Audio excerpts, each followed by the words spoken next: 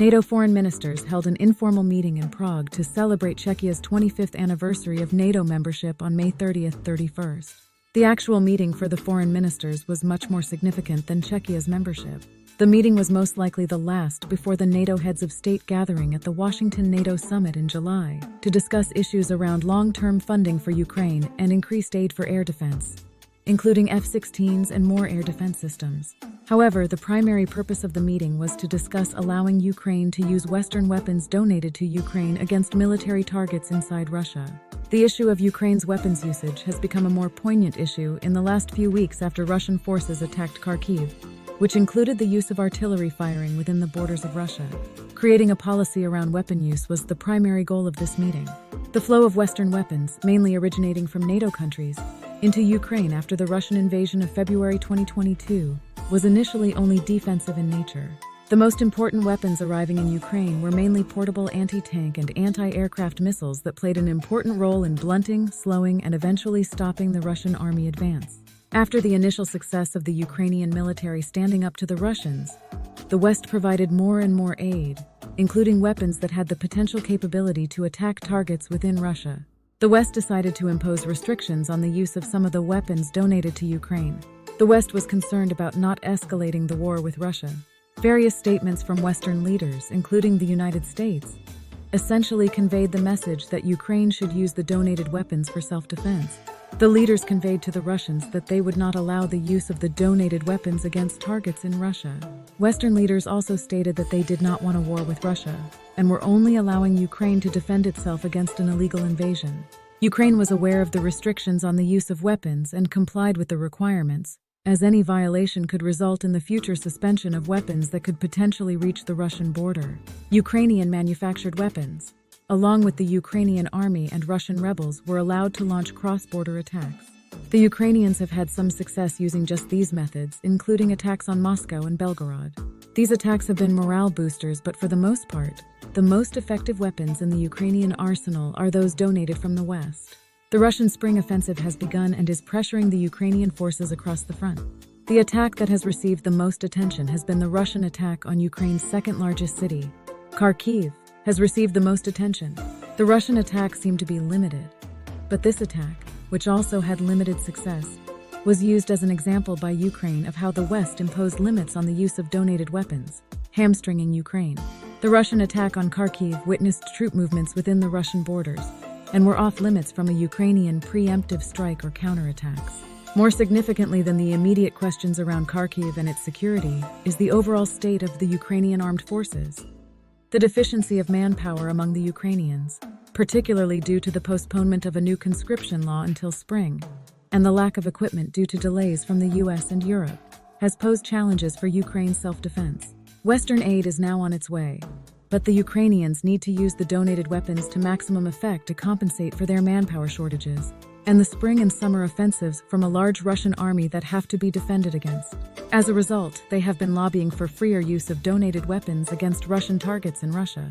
French President Emmanuel Macron, starting in early 2024, had become the most vocal leader, calling for an end to all restrictions on the donation of Western weapons.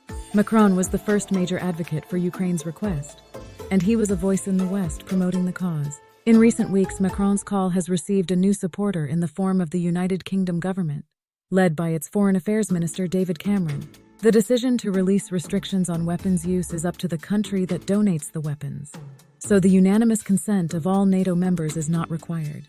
There are primarily two reasons why a consensus is necessary.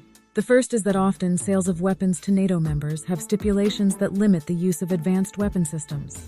For example, US-made F-16s owned by Denmark have the restriction that they cannot sell those weapons to a third party without US consent. Many weapon systems have stipulations like this, so a NATO country simply cannot donate a US weapon system without US consent. And the US will grant the consent with the stipulation that it not be used to attack targets in Russia. The second is some NATO countries, led by the US, are concerned about escalating the war with Russia and oppose the use of Western donated weapons against Russian soil. President Biden and his National Security Advisor Jake Sullivan are leading this cautious approach to keep the war within the boundaries of Ukraine. German Chancellor Olaf Scholz is also cautioning against the use of German weapons against targets in Russia. Ukraine, Macron and Cameron did get support for their positions from Secretary of State Antony Blinken and Secretary of Defense Lloyd Austin, leaving the U.S. leadership split on the issue. Prior to the meeting in Prague, Secretary Blinken indicated that there would be a change in the U.S. position regarding the use of weapons against Russia. The U.S. announced that it would allow the use of its weapons against targets in Russia, but there are stipulations. The extent of the use of U.S. weapons against Russian troop gathering on the Russian side of the border and targets in Ukraine remains unclear. The reason for the confusion is that Germany also allowed the use of its donated weapons against targets in Russia. Germany made it clear that it could only use German weapons against targets attacking Kharkiv. The question is the U.S. lifting restrictions just for Kharkiv or the entire 600-mile, 1,000-kilometer front line? The question of how deep into Russia is considered eligible for attack, as well as the status of Russian airfields, remains open. Will donated F-16s, when they are deployed, be allowed to conduct airstrikes inside Russia? There are still many open questions on the use of weapons that will have to be worked out. But one point of clarification by the U.S. and Germany is that weapons can only be used for defensive purposes to stop attacks on Ukraine. The U.S. and German decisions were not fully what the French, UK, or NATO Secretary General Jens Stoltenberg wanted, as they were requesting unrestricted use of donated weapons. While the U.S. and Germany are signaling the restrictive nature of this change to prevent Russian escalation, France, leading the other side of the argument, maintains that Russian escalation threats are genuine and have been present since the start of the war.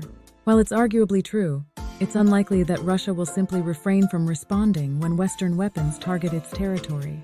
Russia has threatened a nuclear response, but it is unlikely to happen, as it would likely result in the loss of Chinese support for Russia and a retaliatory response from the West. The approval of using Western weapons against military targets within Russia makes military sense and aligns with most strategies that consider the depth of the modern battlefield. However, there is a risk involved, given that the West previously made it clear that they would not use donated weapons in attacks on Russian soil, and now they are allowing them. It would have been better to never place public restrictions on weapons early in the war, and their use would be a part of the strategic ambiguity. Now, removing some of the restrictions is not only a half measure, but an escalatory one that will most likely require some response from Russia. It is doubtful that this will be enough of a response to bring NATO into the war, but anything beyond that will be a mystery that the West will need to brace for.